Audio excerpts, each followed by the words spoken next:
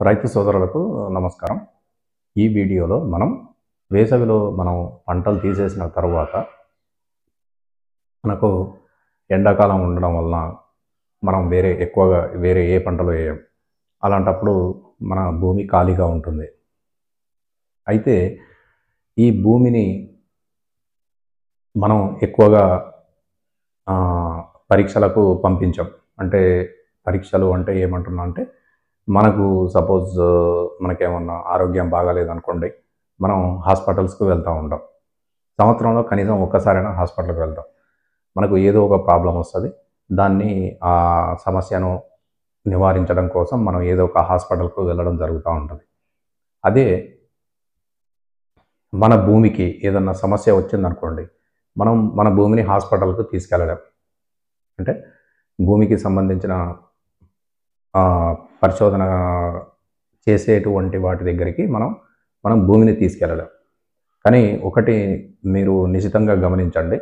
మనం తీసుకునే ప్రతి ఆహారం లేదా మనం వేసుకునే బట్టలు గానీ, లేదా ఇతరత్రా వ్యవసాయ ఉత్పత్తులు గానీ, ఇవన్నీ మనకు భూమి ద్వారానే రావడం జరుగుతా ఉంది. అంటే భూమిలో వేసిన పంట ద్వారానే మనకు రావడం జరుగుతా ఉంది.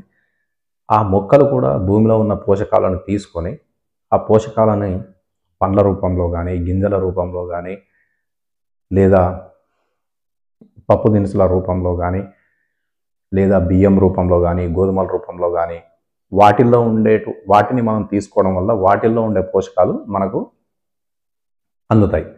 అయి అందడం వల్ల మనం గూడా ఆరోగ్యంగా ఉంటాం. ఈ మొక్కలకు పోషకాలు ఎక్కడి నుంచి వస్తున్నాయి? భూమిలో నుంచి వస్తున్నాయి. కాబట్టి ఈ భూమి ఆరోగ్యాన్ని కాపాడటం కూడా మన ధర్మం. ఎందుకంటే భూమి ఉన్నంత కాలం అది మనకు సేవ చేస్తూనే ఉంటుంది. ఆ భూమి ఆరోగ్యాన్ని పరిరక్షించడం కూడా మన ధర్మం. ఈ భూమి ఆరోగ్యాన్ని పరిరక్షించాలి అనేది ఏ విధంగా చేయాలి అనేది మనం తెలుసుకుందాం. భూమి ఆరోగ్యాన్ని పరిరక్షించాలంటే భూమిని మనం హాస్పిటల్‌కి తీసుకెళ్ళలేం. కాకపోతే మనం ఆ భూమిలో ఉన్న మట్టిని భూసార పరీక్ష కేంద్రానికి తీసుకెళ్ళి మనం మన మట్టిలో ఉన్నటువంటి పోషకాల గురించి మరియు ఏవైనా పోషకాలు లేకపోవడం, లేదా ఏదైనా ఎరువులకు సంబంధించినటువంటి ఏదేది ఎంత పరిమాణం ఉందనేది మనకు భూసార పరీక్ష కేంద్రంలో తెలుస్తుంది. అయితే ఈ భూసార పరీక్షా కేంద్రానికి తీసుకెళ్ళేటప్పుడు మనం వేసుకునే పంట అంటే అంతకుముందు మన భూమిలో ఏ పంట వేసాము, తర్వాత ఇప్పుడు ఏది వేయబోతున్నాము అనేది కూడా మనం రాసుకోవాల్సి ఉంటుంది. అయితే మనకు ఎక్కువగా మనం వరి, మొక్కజొన్న, పెసర, మినుములు ఇలాంటి పంటలు వేసినప్పుడు మనకు భూమిలో మట్టి ఏ విధంగా తీసుకోవాలి, పత్తి, మిరప ఈ ఇంకా వేరే జాతి అంటే కొంచెం వేర్లు ఎక్కువగా భూమిలోకి వెళ్ళేటువంటి పంటలేస్తే మనకు మట్టి ఏ విధంగా తీసుకోవాలి, పండ్ల తోటలంటే మనం నాటు పెట్టేటప్పుడు గుంటలు తీసి పెడతాం కాబట్టి పండ్ల తోటల్లో మనం ఏ విధంగా మనం మట్టిని సేకరించాలి, ఆ సేకరించిన మట్టిని ఏ విధంగా జాగ్రత్త పరిచి మనం ఈ భూసార పరీక్ష కేంద్రానికి తీసుకెళ్ళాలి అనేది ఈ వీడియోలో మీకు ఎక్స్ప్లెయిన్ చేస్తాను. ఈ భూసార పరీక్షా కేంద్రం అనేది మనకు ఉమ్మడి ఆంధ్రప్రదేశ్ అంటే తెలంగాణ మరియు ఆంధ్రాలో ప్రతి జిల్లా కేంద్రంలో ఉంటుంది. కాబట్టి రైతు సోదరులు ఏం చేయాలంటే ఎండాకాలం మనకు పంట లేని సమయంలో మంచి గుర్తించబడిన ప్రదేశాల్లో నేను చెప్తా అవి ఎక్కడెక్కడ ఏ ప్రదేశాల్లో తీయాలి అనేది, అక్కడ మనం మట్టిని సేకరించి ఎక్కువ కూడా అవసరం లేదండి, అరకిలో తీసుకెళ్ళి ఇస్తే సరిపోతుంది. మనం అరకిలో మోసుకొని పోవడం మనకు పెద్ద సమస్య ఏం కాదు. మట్టి అంటే మనం బస్తాలు తీసుకెళ్తామని రైతులు గాబరా పడతారు. అట్లా గాబరా పడాల్సిన అవసరం కూడా లేదు. 500 గ్రాముల మట్టిని మనం భూసార పరీక్ష కేంద్రానికి తీసుకొని వెళ్తే ఇది ప్రభుత్వ ఆధీనంలో పనిచేస్తుంది కాబట్టి వాళ్ళు మన భూమిలో ఉన్నటువంటి పోషకాల గురించి, ఎరువుల గురించి ఏదైనా ఎక్కువగా ఉందా లేదా ఏదైనా తక్కువగా ఉందా అంటే మనం భూమిలో ఉండేటువంటి పోషకాలను సమతుల్యం చేయాలి. సమతుల్యం చేయడం వల్ల ఈ రైతులకు మనకూరే ప్రయోజనం ఏంటంటే వాళ్ళిచ్చే పరీక్ష రిపోర్టు అంటే ఆ పత్రం, పరీక్ష పత్రం మనకు 2 సంవత్సరాల వరకు మనకు భూమిలో ఏ విధమైన ఎరువులు వేసుకోవాలనేది వాళ్ళు తెలియజేయడం జరుగుతుంది. అది 2 సంవత్సరాల వరకు మనకు పనిచేస్తుంది. తర్వాత ఏమన్నా భూమిలో లోపాలు ఉంటే ఆ లోపాలను మనం అధిగమించవచ్చు. మనం ఇబ్బడి ముబ్బడిగా ఎరువులు వేయకుండా వాళ్ళు సిఫారసు చేసిన మేరకు వరకే మనం ఎరువులు వేయడం వల్ల ఏమవుతుందంటే రైతుకు అదనపు ఖర్చు కాకుండా ఉంటుంది. పంట దిగుబడి కూడా మంచిగా వస్తుంది. తర్వాత 2 సంవత్సరాల తర్వాత మళ్ళీ మనం భూసార పరీక్ష ఇదే విధంగా సేమ్ ప్రాసెస్ ఉంటుంది. చేసి ఆ మట్టి నమూనాలను భూసార పరీక్ష కేంద్రంలో ఇచ్చినట్టయితే వాళ్ళు సిఫారసు చేసిన విధంగా మనం ఎరువులు లేదా పెంట లేదా అంటే ఆమ్లత్వం, భూమి ఆమ్లంగా ఉందా లేదా చౌడుగా ఉందా, సున్నం వేయాలా లేదా జిప్సం వేయాలా, జింక్ వేయాలా, ఇలాంటివన్నీ వాళ్ళు మనకు ఆ భూసార పరీక్షా పత్రంలో ప్రభుత్వం వారు ఇవ్వడం జరుగుతుంది. కాబట్టి ప్రతి ఒక్క రైతు సోదరుడు కూడా ఈ భూసార పరీక్షా కేంద్రంలో మన భూమిలో ఉన్నటువంటి మట్టిని సేకరించి ఆ మట్టి నమూనాను వాళ్ళకి ఇచ్చినట్టయితే భూసార పరీక్ష చేసి మనకు ఏ విధమైన ఎరువులు వేసుకోవాలనేది వాళ్ళు సిఫారసు చేయడం జరుగుతుంది. భూసార పరీక్ష మనం వేసే పంటలను బట్టి మనం ఎంత లోతులో మనం మట్టిని సేకరించాలి అనేది తెలుసుకుందాం. మనకు రైతు సోదరులకు సాధారణంగా భూములు చతురస్రాకారం లేదా దీర్ఘ చతురస్రాకారంలో ఎక్కువగా భూములు ఉండడం జరుగుతుంది. మనం సాధారణంగా వరి కానీ, మొక్కజొన్న కానీ, వేరుశనగ కానీ వేస్తే వాటి వేర్లు భూమి లోపల తక్కువ లోతుకు పోతాయి. అంటే రమారమి 15 సెంటీమీటర్ల వరకు లోపలికి పోవడానికి ఆస్కారం ఉంది. అదే పత్తి, మిరప, కంది, పసుపు అంటే వేర్లు కొంచెం ఒక అడుగు లోపలికి పోయే పంటలు అయితేనేమో 30 సెంటీమీటర్ల లోతు వరకు పోతాయి. ఈ వరి, మొక్కజొన్న, వేరుశనగకైతేనేమో మనం మట్టి ఎట్లా సేకరించాలంటే 15 సెంటీమీటర్ల వరకు లోతులో సేకరిస్తే సరిపోతుంది. ఆ మట్టి తీసే విధానం కూడా మనకి ఏ విధంగా ఉండాలంటే ఇట్లా వి ఆకారంలో ఉండాలి. అంటే మనం ఇట్లా వి ఆకారంలో గుంత తీసి 15 సెంటీమీటర్ల లోతు గుంత తీసి 15 సెంటీమీటర్ల లోతు గుంత తీసి ఈ కొసల ఈ చివరిలో ఉండే మట్టిని సేకరించాలి. మనం ఈ చివరిలో ఉండే మట్టిని మనం సేకరించాలి. అయితే ఈ 15 సెంటీమీటర్ల లోతులో మనం 1 ఎకరం భూమిలో ఎన్ని చోట్ల సేకరించాలనేది చెప్తాం మీకు. ఇప్పుడు ఇది 1 ఎకరం భూమి అనుకుందాం. 1 ఎకరం భూమి అనుకుంటే మనం వేసే పంటలను బట్టి అంటే వరి, మొక్కజొన్న, వేరుశనగ, పత్తి, మిరప, కంది, పసుపు ఇలాంటివి అయితే మనం 1 ఎకరంలో 8 చోట్ల 8 నుంచి 10 చోట్ల 8 నుంచి 10 చోట్ల మనం మట్టిని సేకరించాలి. ఆ 8 నుంచి 10 చోట్ల అనేది ఎలా ఉండాలంటే మనకు సపోజ్ ఇక్కడ 1, 2, 3, 4 1, 2, 3, 4 8 చోట్ల అయినాయి చూడండి. ఈ 8 చోట్ల అనేవి కూడా ప్రతి 8 చోట్ల దగ్గర కూడా మనం వి ఆకారంలో 15 సెంటీమీటర్ల గుంత తీయాలి. 15 సెంటీమీటర్ల గుంత తీసి వి ఆకారంలోనే తీయాలండి. చతురస్రాకారంలో అలా తీయకూడదు. ఈ వి ఆకారంలో 15 సెంటీమీటర్ల గుంటలు తీసి ఈ కొసలు ఈ చివర్లలో ఉండే మట్టిని ప్రతి గుంటకి అంటే ఇక్కడ 1, 2, 3, 4, 5, 6, 7, 8 ప్రతి ఒక్కొక్క గుంటకి 500 గ్రాముల మట్టిని సేకరించాలి మనం. 500 గ్రాములు 500 గ్రాములు ఇట్లా 8 చోట్ల మనం మట్టిని సేకరించినట్లయితే మనకు 1 ఎకరాలో 4 కిలోల మట్టిని తీసుకుంటాం. 4 కిలోల మట్టిని తీసుకుంటాం.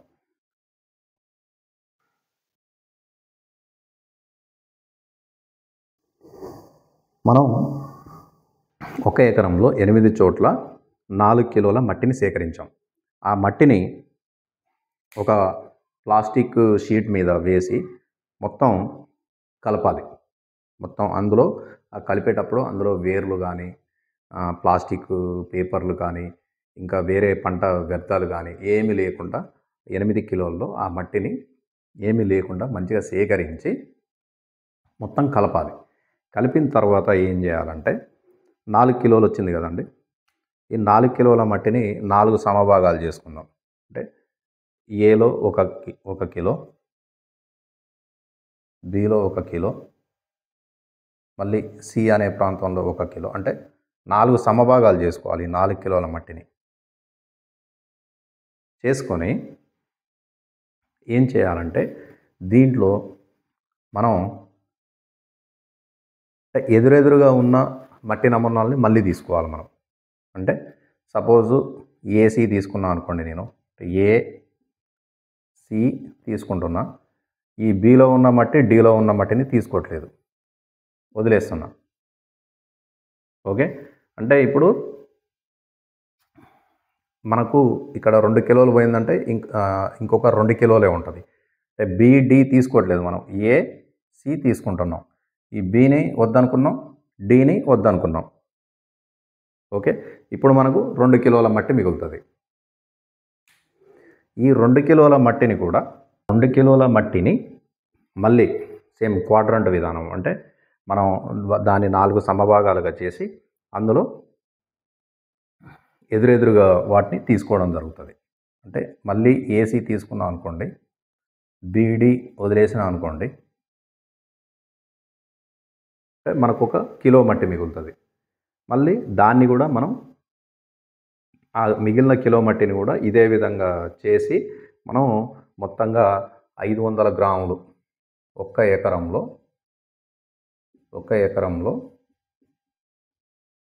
500 గ్రాముల మట్టిని మనం సేకరించాలి. ఈ సేకరించిన మట్టిని మనం భూసార పరీక్ష కేంద్రానికి పంపాల్సి ఉంటుంది.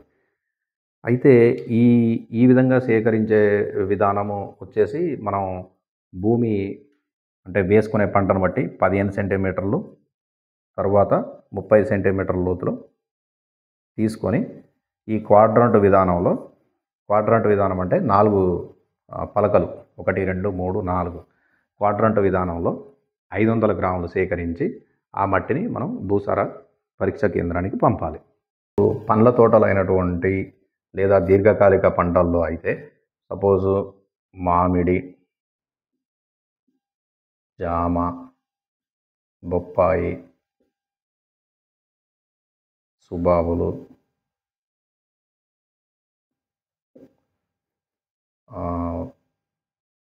మలబార్ వేప,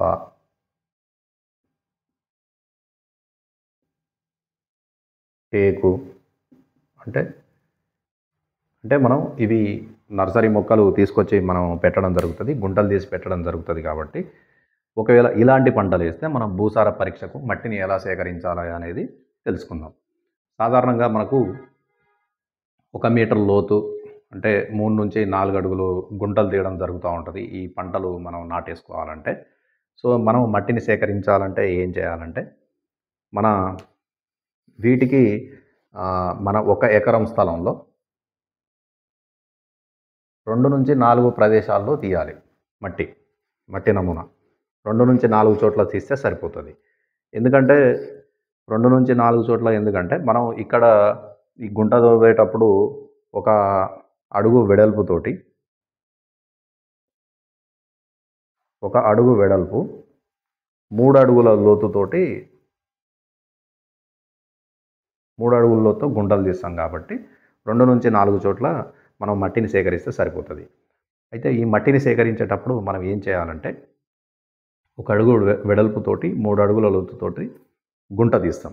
గుంట తీసిన తర్వాత మనం ఎప్పుడైనా సరే ఫస్ట్ ఈ కింద ఉన్న మూడో అడుగు గుంట ఏదైతే ఉంటుందో ఫస్ట్ దీని మట్టిని ఈ కొసలు ఈ చివర్లో సేకరించాలి. ఈ చివర సేకరించాలి.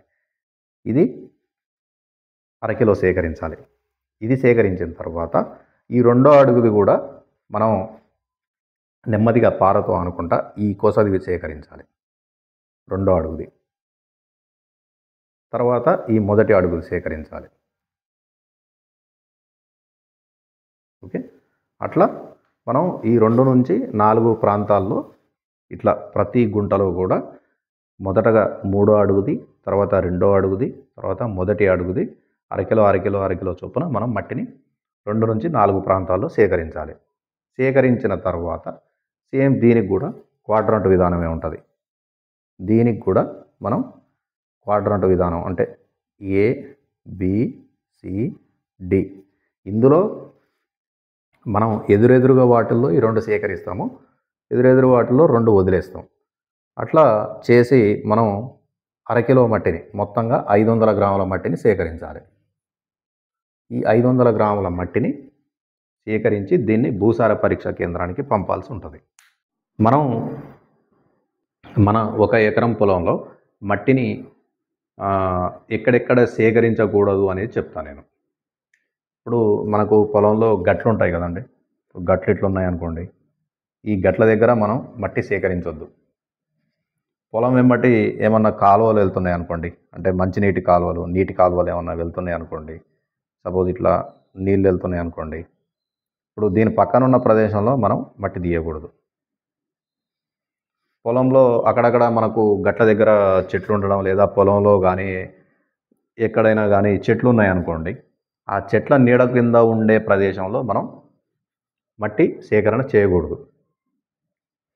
ఇంకొకటి, మనం ఏం చేస్తామంటే ఎరువు తోలుదామని తెచ్చి పెట్టుకుంటాం కదా, పశువుల ఎరువు కానీ కంపోస్ట్ కానీ ఏమైనా తీసుకొచ్చి మనం ఎక్కడన్నా మన పొలంలో ఎక్కడన్నా కుప్పల్లాగా పెట్టామనుకోండి, ఆ కుప్పలు పెట్టిన ప్రదేశంలో మనం మట్టి నమూనా సేకరించొద్దు. తర్వాత మన పొలంలో వాలు ఉండే ప్రదేశాలు ఉంటాయి. వాలు ఉండే ప్రదేశంలో ఏమవుతుందంటే నీళ్ళన్నీ ఎక్కడైతే లోతుగా ఉంటుందో అక్కడికి వచ్చి నీళ్ళు ఆగినాయి అనుకోండి, సపోజ్ ఇట్లా వాలు ప్రదేశం ఉందనుకోండి, ఇట్లా వచ్చి ఇక్కడ నీళ్ళు ఉన్నాయనుకోండి, ఇక్కడ మనం మట్టి తీయకూడదు. తర్వాత మన పొలంలో ఎక్కడైనా చౌడు ఉందనుకోండి, ఆ చౌడున్న ప్రదేశంలో కూడా తీయకూడదు. చౌడున్న ప్రదేశంలో తీస్తే మనకు మట్టి పరీక్ష సరిగ్గా రాదు. సో మట్టిని సేకరించేటప్పుడు మనకు ఎటువంటి ఆటంకాలు లేకుండా మంచిగా ఎండినటువంటి నేల బాగా ఆరినటువంటి ప్రదేశంలో, తర్వాత గట్ల దగ్గర కాకుండా, కాలువల దగ్గర కాకుండా, ఇల్లు పారే దగ్గర కాకుండా, కంపోస్టు ఎరువులు లేదా పశువుల ఎరువు దగ్గర కాకుండా, చెట్ల నీడన కాకుండా, ఆ విధంగా 8 ప్రదేశాల్లో, అవి లేని 8 ప్రదేశాలలో మనం మట్టిని సేకరించి దాన్ని పరీక్షకు పంపాల్సి ఉంటుంది. అదేవిధంగా పండ్ల తోటలకు కూడా ఇదే సూత్రం వర్తిస్తుంది. కాకపోతే మనం 2 నుంచి 4 చోట్ల తీసుకుంటాం మట్టి. మనం తీసుకున్న 500 గ్రాముల మట్టిని ప్లాస్టిక్ కవర్లో నింపుకొని దాని మీద మనం ఒక పేపర్ అతికించి దాని మీద రైతు పేరు, గ్రామము, సర్వే నెంబరు, మండలము, జిల్లా, వీటితో పాటుగా మనం ఇప్పుడు ప్రస్తుతము ఏ పంటలు వేసామో దానికి వాడిన ఎరువులు ఏంటి అనేది అది కూడా రాయాలి. తర్వాత ఇప్పుడు మనం ఏ పంట వేయబోతున్నామో అనేది కూడా రాస్తే మనకు ఈ పరిశోధన భూసార పరిశోధన జరిగిన తర్వాత మన భూమిలో ఏ విధమైన పోషకాల లోపం ఉంది, ఏ విధమైన ఎరువుల లోపం ఉంది, ఆమ్లత్వం ఉందా, క్షారత్వం ఉందా, సున్నం వేయాలా, జింక్ వేయాలా, జిప్సం వేయాలా, ఇలాంటివన్నీ, మళ్ళీ ఎరువుల మోతాదు కూడా మనకు ఎంత వేయాలనేది మనకు భూసార పరీక్షా కేంద్రం పత్రంలో వస్తుంది. కాబట్టి దాన్ని బట్టి మనం నెక్స్ట్ తర్వాత వేయబోయే పంటకి ఆ ఎరువులు రైతులకు ఉపయోగపడి తక్కువ ఖర్చు చేసి ఎక్కువ దిగుబడి సాధించడానికి ఆస్కారం ఉంటుంది. కాబట్టి ప్రతి ఒక్క రైతు కూడా భూసార పరీక్ష చేయించుకోవాలి. ఒక్కసారి భూసార పరీక్ష చేస్తే మనకు 2 సంవత్సరాల వరకు అది మనం వేసే ఎరువులు 2 సంవత్సరాల వరకు దాంట్లో సిఫారసు చేయబడతాయి. కాబట్టి ప్రతి 2 సంవత్సరాలకు ఒకసారి భూసార పరీక్ష చేయించుకొని రైతు భూమి ఆరోగ్యాన్ని పరిరక్షించుకోవాలి. భూమి ఆరోగ్యాన్ని పరిరక్షించుకుంటేనే మనం వేసే పంటల్లో మంచి దిగుబడి రావడానికి ఆస్కారం ఉంటుంది.